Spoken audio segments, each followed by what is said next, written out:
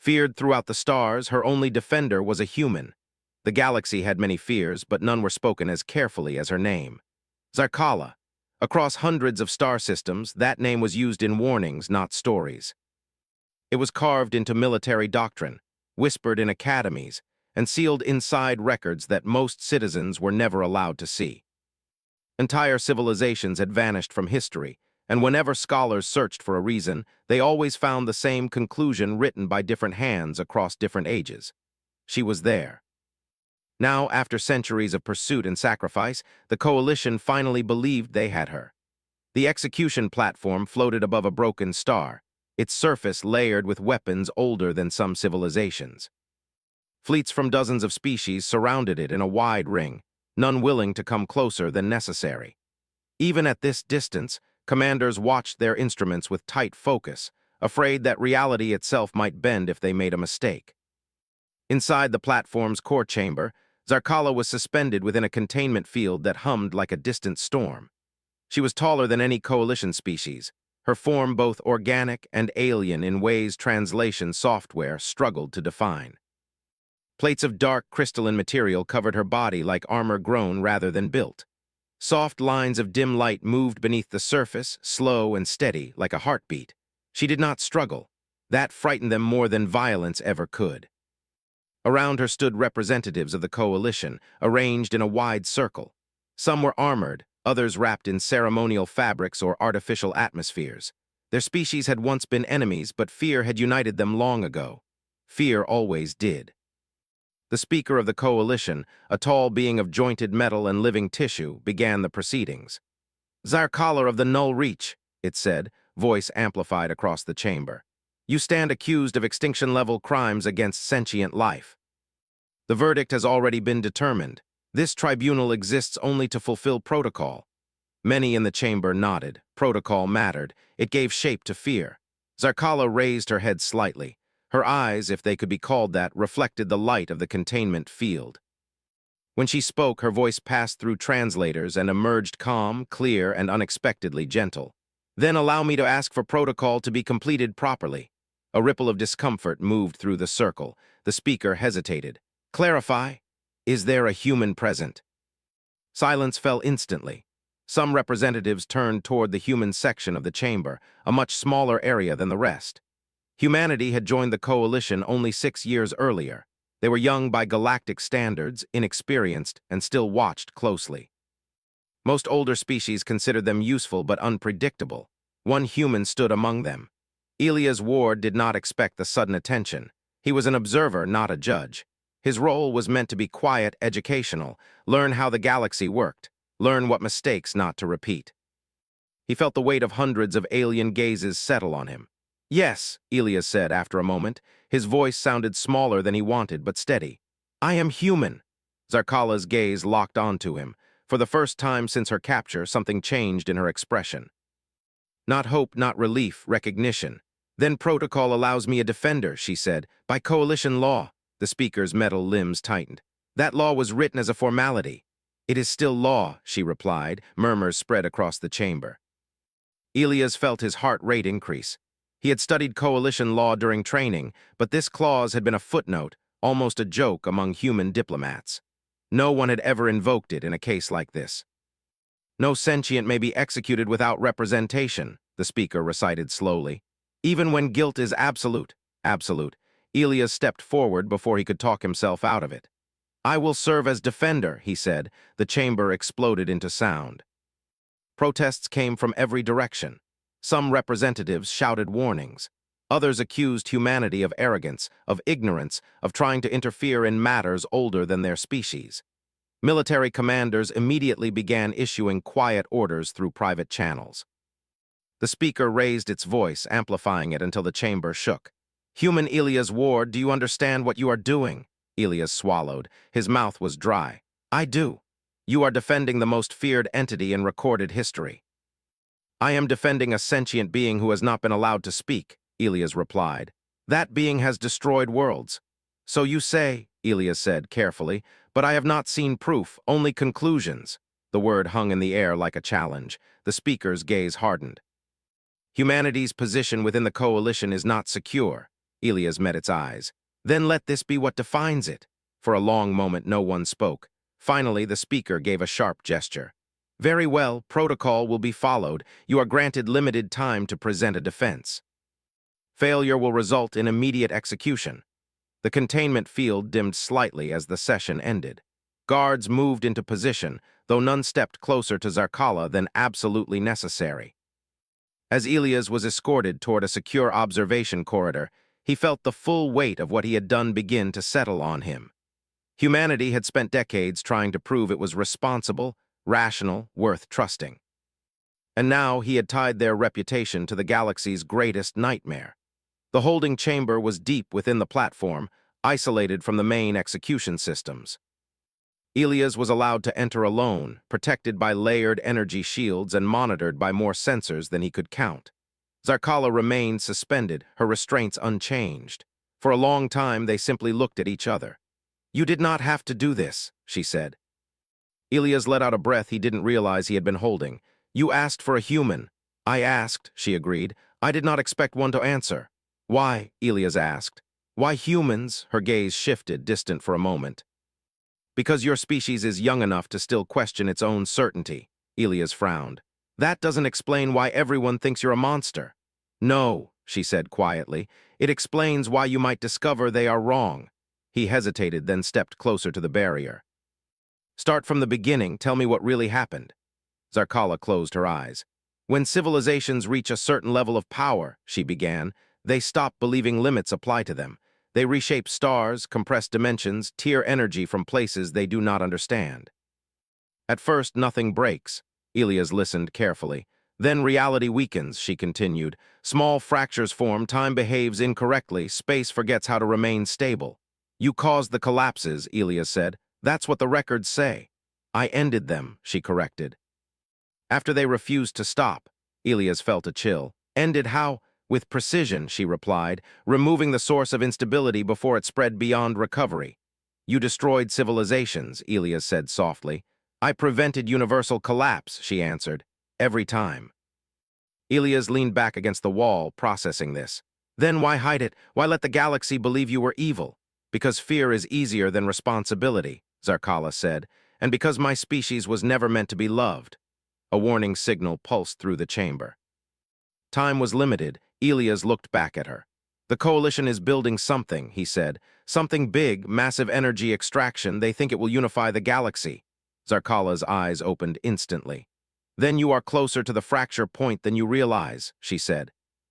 "And my execution will not save you." Elias felt a knot form in his stomach. "What happens if they kill you?" he asked. "Nothing," she replied, "at first. And then the galaxy learns why I was created." The signal pulsed again, louder this time. Elias straightened. "I don't know if I can stop them," he said honestly. "You already have," Zarkala replied. "You listened." As he was escorted out, Elias realized something deeply unsettling. For the first time since humanity joined the stars, they were not being tested for their strength, or their technology, or their usefulness. They were being tested for their courage to stand alone. And somewhere beyond the platform, far beyond the frightened fleets and the ancient laws, reality itself was beginning to strain. Elias Ward did not sleep after the first tribunal. He sat in the human delegation quarters on the execution platform, staring at a wall screen filled with legal text and incomplete historical archives. The room was quiet except for the low vibration of the platform's engines and the occasional distant clang of armored boots in the corridor outside. His comm implant blinked with messages he did not want to read. Some were warnings from Coalition officials. Some were angry notes from other human diplomats. A few were from human civilians watching the broadcast, confused and divided. He closed every message. He kept one file open instead, the Coalition record of the Null Reach catastrophes. It was the document that every species quoted when they said Zarkala was a destroyer. It listed dates, star systems, population estimates, and one repeated phrase in different languages. Cause Zarkala event. No explanation, no detailed evidence, just a label placed on tragedy. Elias rubbed his eyes. He had seen propaganda before. Humanity had its own history of turning complex events into simple stories. But this felt older, deeper, like fear turned into tradition. A light tapped at his door. He looked up. Enter! The door slid open, and a woman stepped inside, wearing a simple human uniform without medals. Her hair was tied back and her face looked tired in a way that came from hard decisions. "Elias," she said, voice low. "I'm Commander Sana Qureshi, security liaison for the human delegation." He stood. "I didn't request security." "I know," she replied. "That's why I'm here." She moved to the center of the room and placed a small device on the table. It projected a thin blue shield that blocked remote listening. "Platform surveillance is heavy," she said. "Coalition security says it's for your protection, but it's not only that." Elias exhaled slowly. "They're watching me. They're watching all of us," Sana said, "but you're the most interesting human on this platform right now." Elias sat again. "What's the risk?" Sana's expression hardened. "You're not just defending a prisoner. You're challenging the Coalition's oldest fear story. Some people will not let that happen." Elias looked back at the screen. "They already have an execution date. 72 hours, Sana said, and they can shorten it if they claim you violated procedure." Elias nodded. "So I need proof." Sana studied him for a moment, then spoke carefully. "I need to understand your plan. Human leadership is panicking. They're afraid your actions will get humanity expelled from the Coalition." Elias did not deny it. "It might." "And you still did it," Sana said. "I did," he answered. Sana leaned forward slightly. "Why?" Elias glanced toward the sealed corridor that led to Zarkala's containment chamber. "Because she asked for a human. And because nobody else even tried to understand what they were killing." Sana was silent for a moment, then she nodded once like she had made her own decision. "All right," she said. "Then we do this properly. You're going to need people, scientists, analysts. Someone to dig through records faster than you can." Elias hesitated. "The Coalition will restrict access." "Then we use what we already have," Sana replied. "Humans don't wait for permission when the clock is running." Elias almost smiled despite the situation. "That sounds like a diplomatic nightmare." "It usually is," Sana said, "but it also keeps us alive." Within an hour, the human delegation's small working room was crowded. It wasn't many people. Humans were still a minor member species, but they moved with the energy of a team that had been handed a dangerous problem and refused to panic. A data historian named Marco pulled up cross-references of old Coalition archives. A systems engineer named Hina set up pattern recognition software and began comparing records across languages and centuries. Sana positioned 2 security officers outside the room and rotated watch patterns like they were in a war zone. Elias stood at the center and spoke plainly. "We have 72 hours, he said. "The Coalition says Zarkala destroyed civilizations, but the evidence they show is shallow. We need deeper proof. Either she truly is what they say, or they're lying, or they're wrong." Marco raised a hand. "How do we access older sealed files?" Hina answered before Elias could.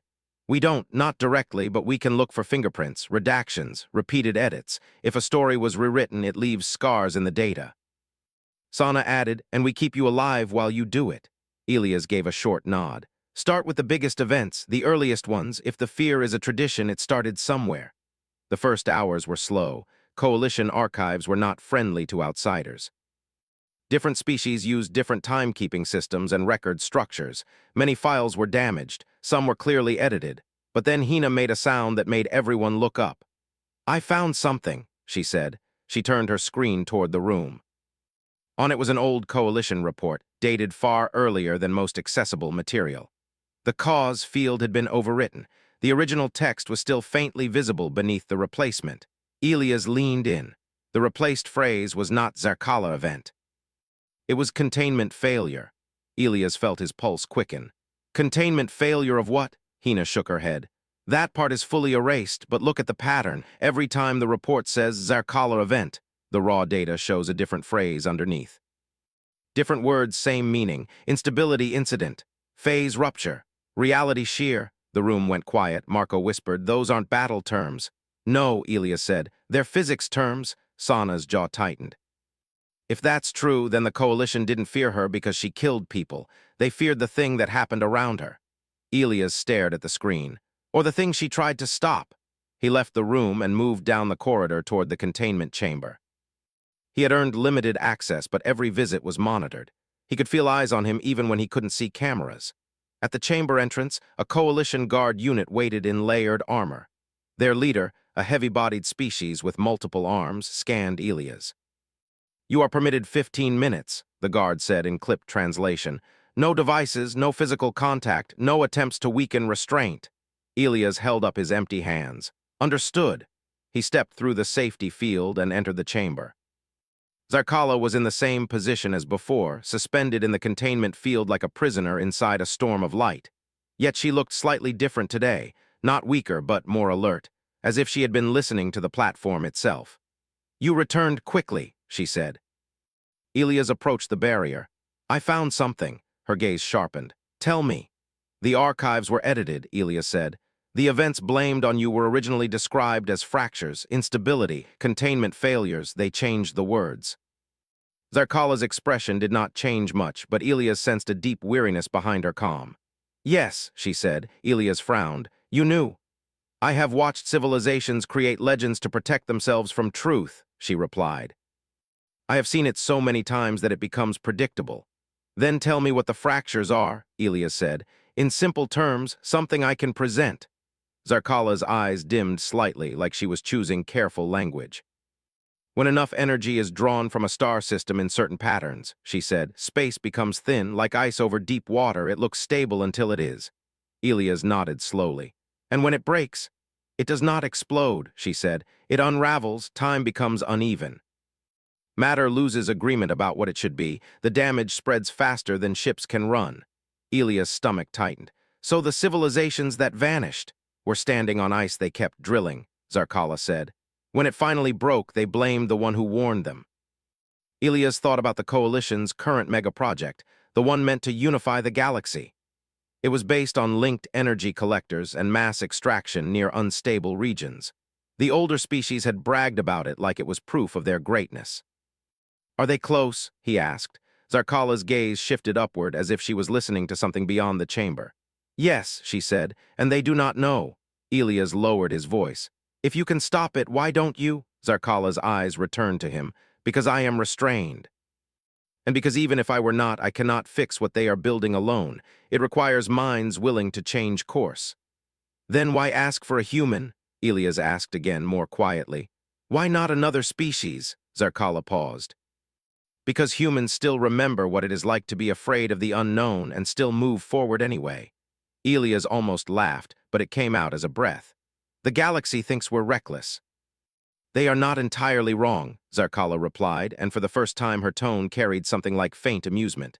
"But your recklessness includes curiosity. That is rare." The guard's signal pulsed. Time was nearly over. Elias leaned closer to the barrier. "If I can delay the execution," he said, "can you help me prove this? Can you show us something?" Zarkala's voice grew serious. "I can guide you, but proof that changes a galaxy cannot be given like a gift. It must be discovered." Elias nodded. "Then I'll discover it."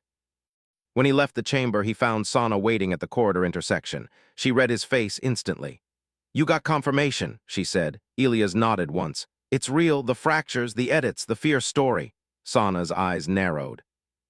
"Then we need a plan that doesn't rely on the Coalition believing us just because we say so." Back in the human working room, the team had made more progress. Marco had found a pattern in the dates.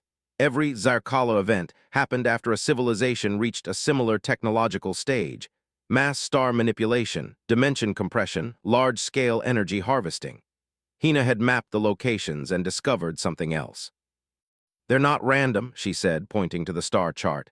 "The events form a chain, like someone was trying to stop a spreading crack." Elias stared at the map. "She wasn't hunting civilizations," he said softly. "She was containing a leak." Sana tapped her fingers against the table. "Then the Coalition's project might create the biggest leak of all." Elias looked at the projected chart again. "We need a test, something we can demonstrate." Marco frowned. "How do we demonstrate a reality fracture without causing one?" Hina raised her hand slowly. "We don't cause it. We find an existing early-stage fracture. If it's already forming, we can detect it." Sana nodded. "And if we detect it first, we can force the Coalition to look." Elias felt a surge of purpose. "Where?" Hina's eyes flicked over the map. "There's a region near the platform's current system. Low-level anomalies recorded but ignored as sensor drift. It's close enough that we can scan with human equipment." Sana's face hardened. "Coalition security won't authorize an unscheduled flight." Elias looked at her. Then we don't ask. Sana gave him a look that said she hated that he was right. 2 hours later, a small human shuttle detached from the delegation dock. Officially, it was a maintenance inspection run. The paperwork was real enough to pass casual review, but only because humans were good at turning chaos into believable order. Elias sat strapped into the rear seat, next to Hina and a quiet pilot named Jonas. Sana was in the front with a security officer.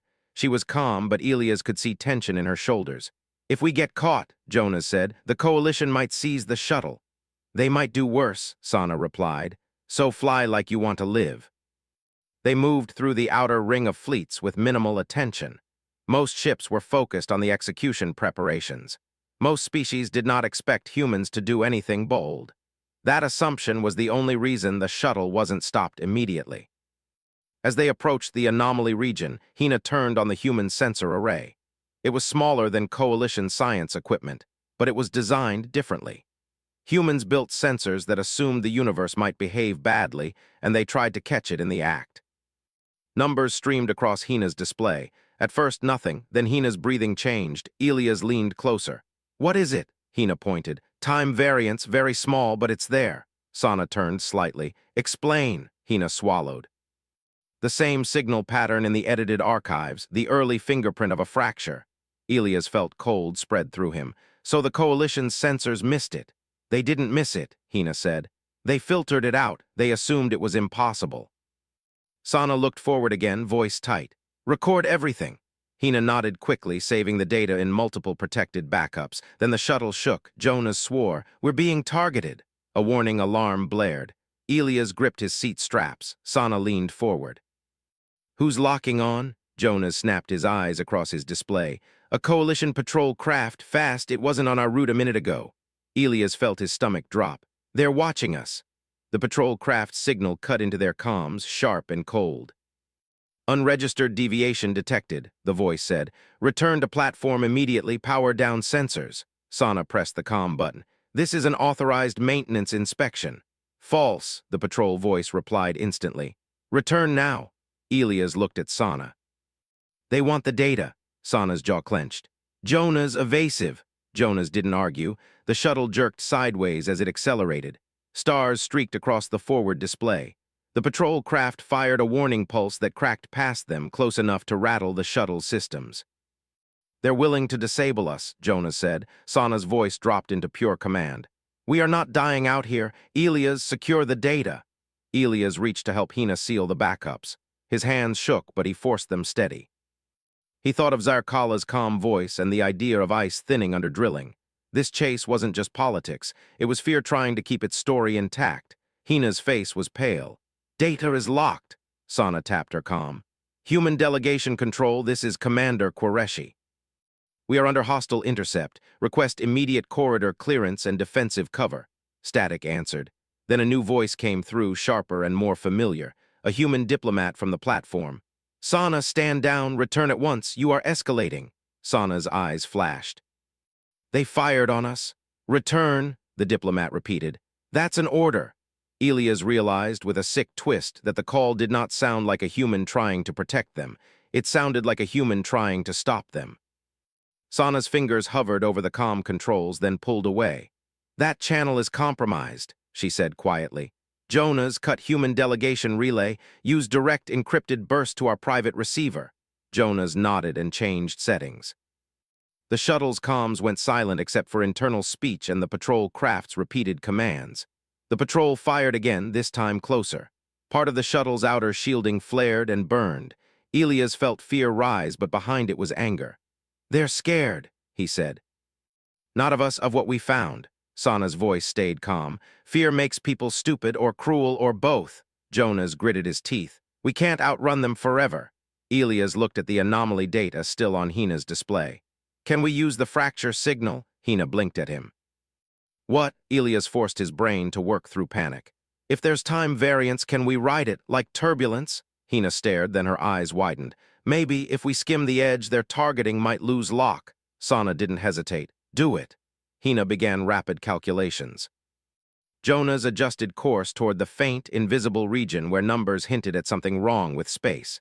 Elias held his breath. The shuttle crossed the boundary. For a second, everything felt normal. Then the stars outside the forward view seemed to shift. Not in position, but in how they looked, like the universe had blinked out of sync. Elia's stomach turned hard. His vision blurred for an instant, then cleared. Jonah's cursed. Instruments are lagging. Hina's hands flew over her controls. It's working. Their lock signal is breaking up. The patrol craft behind them fired, but the shot veered off, as if space slightly disagreed with where the shuttle was. Elias felt a strange, sharp awe. This was only the beginning of a fracture, and already it was bending rules. They burst back into stable space a moment later, and Jonas used the opening to accelerate toward the execution platform. The patrol craft hesitated, unwilling to follow too close to the anomaly. "They're backing off," Jonas said, disbelief in his voice. Sana didn't relax. "They'll report this, and now they know we have proof," Elias swallowed. "Then we go public." When the shuttle docked, human security teams rushed in, but they weren't all friendly. Elias saw coalition officers among them. He saw one human diplomat with a forced smile and cold eyes. Sana stepped out first, blocking Elias and Hina with her body like a shield. "This shuttle is under human protection," Sana announced. "Any attempt to seize it will be treated as hostile." The coalition officers paused. The human diplomat stepped forward.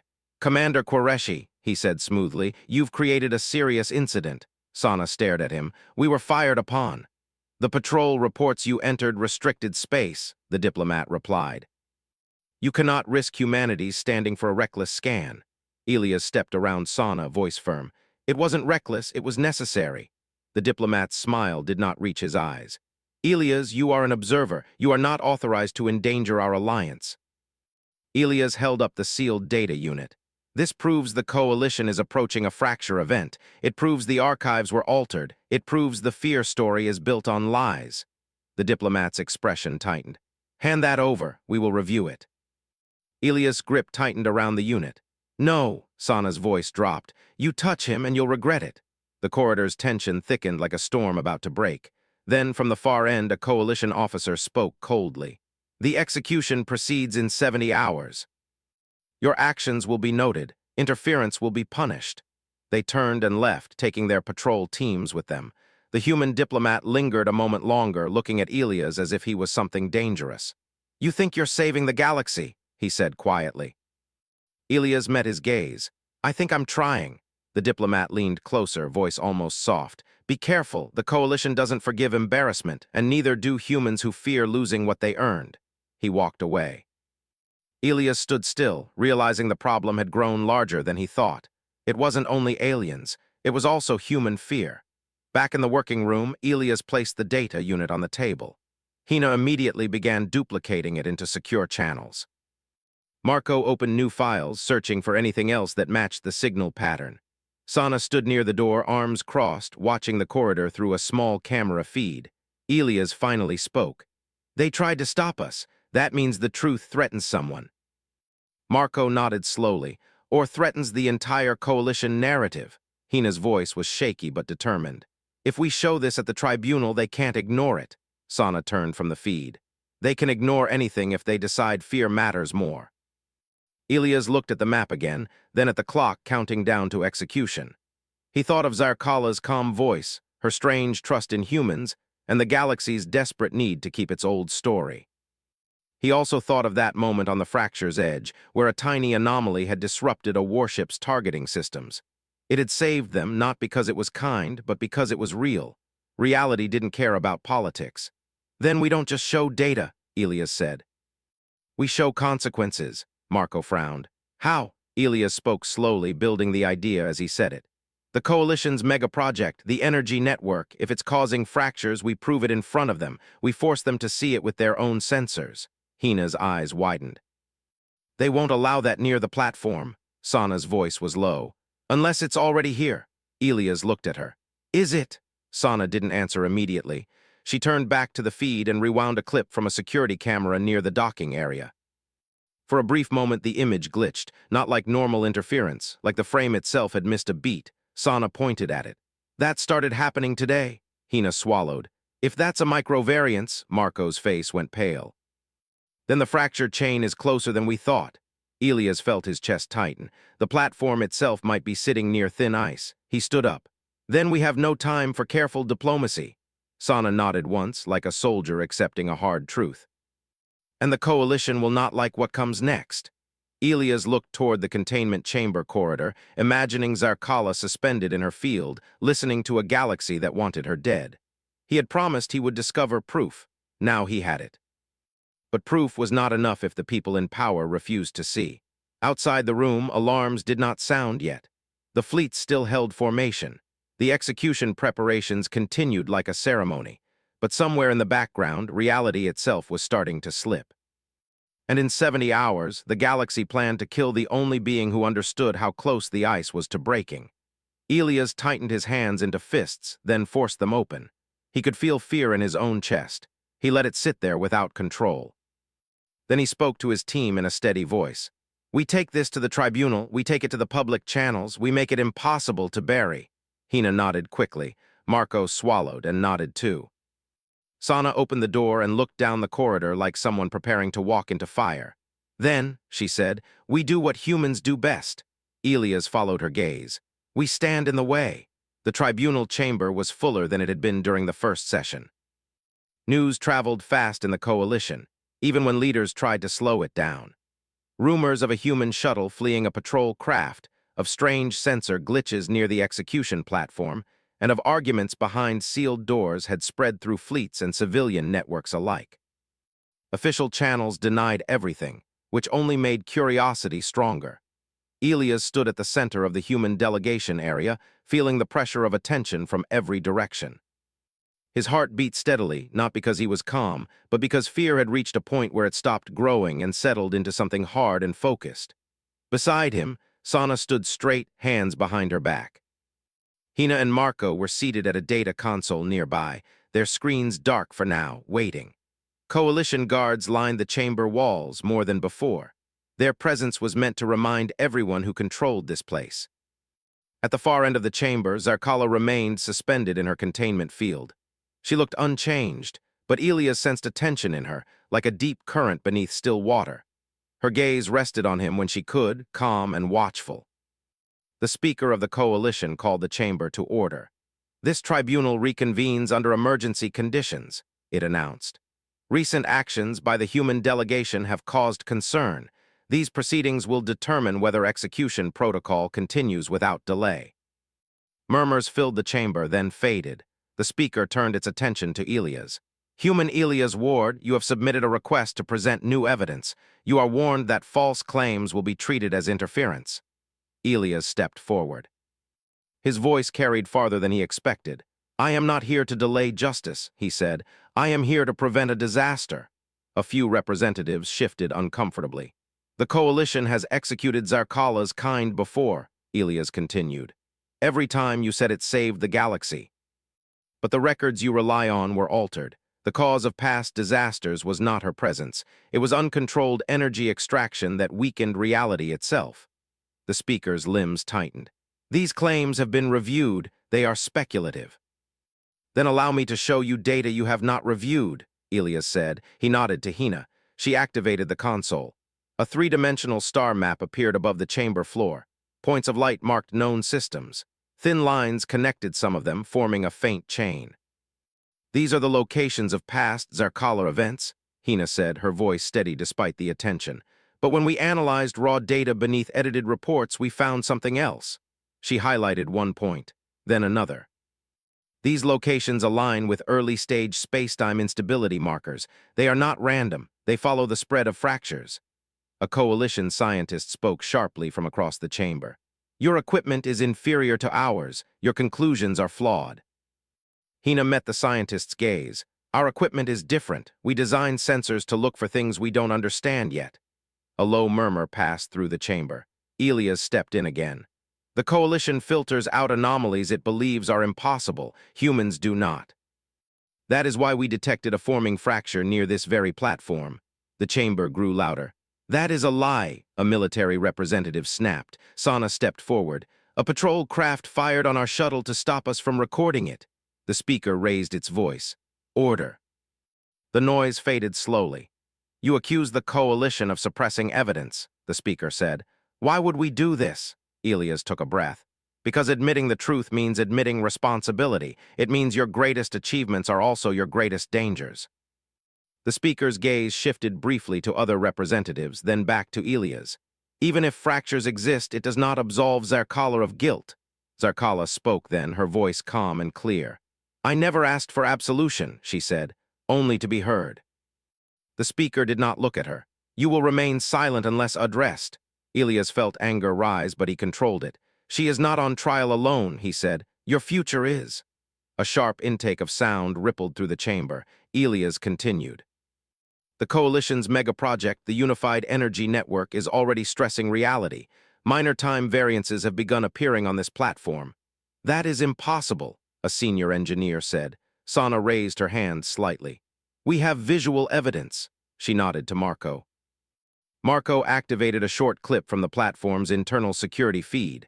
The image played normally, then glitched, not with static but with a subtle jump as if a fraction of time had been skipped. Silence fell. That could be a recording error, the engineer said, but his voice lacked confidence. It matches the early signatures from the archives, Hina said. Exactly. The speaker's tone grew colder. You suggest we halt an execution and dismantle a galaxy-scale project based on human interpretation. Elias shook his head. I suggest you pause long enough to verify the truth with your own sensors, fully, without filters. The speaker hesitated. That hesitation was all Zarkala needed. The fractures are accelerating, she said calmly. You feel it because your machines feel it. The closer you come to completion, the thinner space becomes. Silence, the speaker snapped. Zarkala did not raise her voice. Kill me and nothing changes. Delay this and you may still survive. A military commander stood. This is manipulation. Zarkala turned her gaze toward him. If I wished to manipulate you, you would already be gone. The commander stiffened, but she did not move.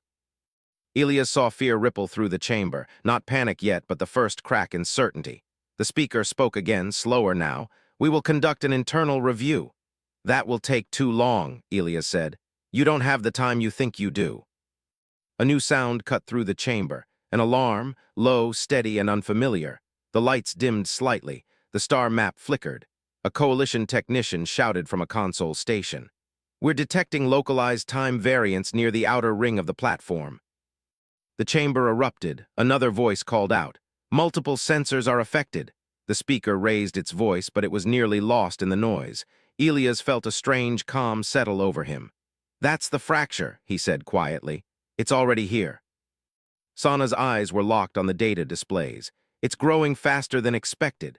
Zarkala closed her eyes. Because you are still drawing power. A senior engineer shouted, shut down the network nodes. Another voice answered, we can't. The system resists sudden shutdowns.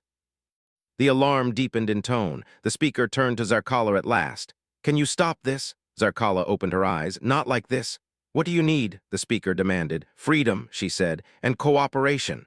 A stunned silence followed. Elias stepped forward again. You don't have to trust her, he said. Trust the physics. If she wanted you destroyed, she would not be warning you. The speaker's limbs trembled slightly. Releasing her risks everything. Sana spoke without hesitation. Keeping her restrained risks more. Another alarm sounded. The platform shook just slightly, but enough to be felt. A technician cried out, time lag increasing. Instruments are desynchronizing. Elias looked at the speaker. This is the consequence you wanted to avoid by killing her. It doesn't work. The speaker was silent for a long moment. The entire chamber waited. Finally, it spoke. Containment protocols will be adjusted, limited release only, under guard. Zarkala inclined her head. That may be enough. Energy fields shifted around her. Layers of restraint peeled back, not fully removed, but loosened. The hum of the chamber changed, deepening, as if something massive had taken a breath. Zarkala's presence changed instantly, not violently, precisely. She extended one long, graceful limb toward the star map projection. The map shifted, responding to something unseen. Lines of light appeared, marking stress points in space around the platform. There, she said, and there, you have been pulling energy without balance. Coalition scientists stared, some in awe, some in fear. Redirect power flow, Zarkala instructed. Reduce output by 12%, now. The engineer hesitated. That will destabilize the network. It is already destabilized, Zarkala replied. The speaker nodded sharply. Do it. Commands flew. Systems groaned as power levels shifted. The alarm softened, then changed pitch, becoming less urgent. Hina whispered, the variance is slowing. Elias felt his chest loosen slightly. Zarkala continued, her voice steady. This fracture is small. Manageable, but it is not alone. She looked at Elias. Your species sensed this early. That is why I asked for a human. Elias met her gaze. Then let us help. She studied him for a moment. Then she did something no one in the chamber expected. She reached out again, but this time toward the human delegation. Your minds are flexible, she said. You adapt without needing certainty. I can share control with you. The chamber erupted in shouts. That is unacceptable, someone yelled. Sana stepped forward. She's offering cooperation, not domination. The speaker hesitated, then looked at the growing data stream. Explain, Zarkala spoke calmly. My kind was designed to interface with reality directly, but alone we are slow to change. Humans think in many paths at once. If you link your systems with my guidance, we can stabilize fractures faster. Elias felt the weight of the moment settle on him. You're asking us to trust you. And I am trusting you, Zarkala replied. The speaker looked at Elias. If this fails... It already has without her, Elias said. Another tremor passed through the platform, lighter than before. The speaker made a decision. Authorize limited integration, it said. Human systems only, under observation. Sana nodded once. Hina's hands moved quickly. Linking now? Data streams merged. Human simulations adjusted in real time, responding to Zarkala's guidance. Where coalition systems had rigid rules, human models allowed controlled uncertainty. The star map changed. Stress lines softened. The alarms faded into silence. For a long moment, no one spoke. Then a technician said, almost in disbelief, the fracture is stabilizing. Elias exhaled slowly. Zarkala lowered her arm. The containment field remained, but its tone was different now, less like a cage and more like a boundary. This will not be the last, she said. Your network reaches far, you must change how you build. A military commander spoke, his voice quieter than before. How many fractures are there? Zarkala's gaze darkened slightly. More than you wish, fewer than you fear. If you act now, the speaker looked around the chamber at frightened scientists, stunned officials, and humans standing firm in the middle of it all. The execution is suspended, it announced, pending full investigation. A wave of sound followed. Relief, anger, confusion, and disbelief mixed together. Elias felt Sana's hand briefly touch his arm, grounding him. You did it, she said quietly. Elias shook his head. We started something, that's not the same. Zarkala looked at him. It is enough. As the chamber slowly emptied, coalition officials arguing in clusters, Elias remained standing, watching the star map fade. Humanity had just stepped into a role no one had offered them. Not conquerors, not rulers, defenders. And they had done it not by force, but by refusing to look away. But Elias knew the hardest part was coming. Suspending an execution was one thing. Convincing a galaxy to change its future was another. Behind him, Zarkala's calm presence filled the chamber, not as a monster, but as a warning made flesh. And somewhere beyond the platform, far from politics and fear, reality waited to see whether this young species would keep standing in the way.